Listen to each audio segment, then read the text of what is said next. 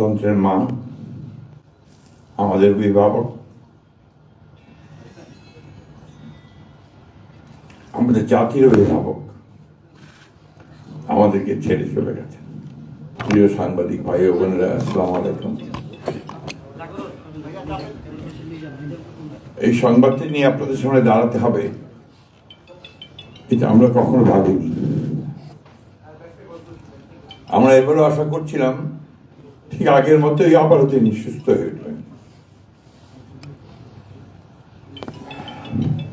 আমরা ভারাক্রান্ত হৃদয়ে ইতিমধ্যে আপনারা শুনেছেন ডক্টর শাহাবুদ্দিনের ঘোষণা। আজ ভোর 6টায় আমাদের গণতন্ত্রের মা, আমাদের অভিভাবক,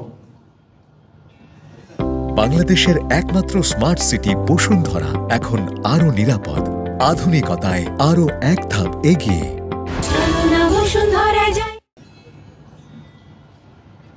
আমাদের জাতির অভিভাবক আমাদেরকে ছেড়ে চলে গেছেন। ইন্না লিল্লাহি ওয়া ইন্না ইলাইহি রাজিউন। এই শোক, এই ক্ষতি, এটা অস্বাভাবিক, অপূরণীয়। এই জাতি কোনোদিন পূরণ করতে পারবে না। যে নেত্রী তার সারা জীবন জনগণের অধিকারের জন্য, কল্যাণের জন্য তার সমগ্র জীবনকে উৎসর্গ করেছিলেন, সেই নেত্রী দেশনেত্রী বেগম খালেদা জিয়া আমাদের মাঝে নেই। এটা আমরা যারা তার সহকর্মী এবং রাজনৈতিক কর্মী, আমরা এটা ভাবতে পারি না। বাংলাদেশের রাজনীতিতে একটা বিশাল শূন্যতা সৃষ্টি হলো। তাই নয়, পৃথিবীর গণতান্ত্রিক আন্দোলনে একটা বিশাল শূন্যতা সৃষ্টি হলো। আমরা দলের পক্ষ থেকে আমাদের ভারপ্রাপ্ত চেয়ারম্যানের অনুমতিক্রমে আমরা দলের কিছু কর্মসূচি নিয়েছি। সেই কর্মসূচিগুলো আমাদের দলের সিনিয়র যুব মহাসচিব জনাব রুহুল কবির রিজভী সাহেব আপনাদের সামনে তুলে ধরবেন।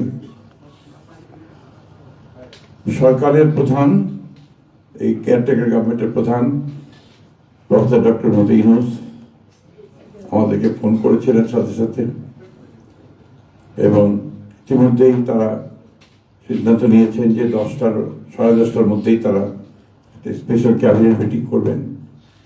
সেই ক্যাবিনেট মিটিংয়ে তারা দেশনেত্রী বেগম খালেদা জিয়ার যে শেষ কাজগুলো, তার জানাজা, তার দফন, তাকে রাষ্ট্রীয় মর্যাদায়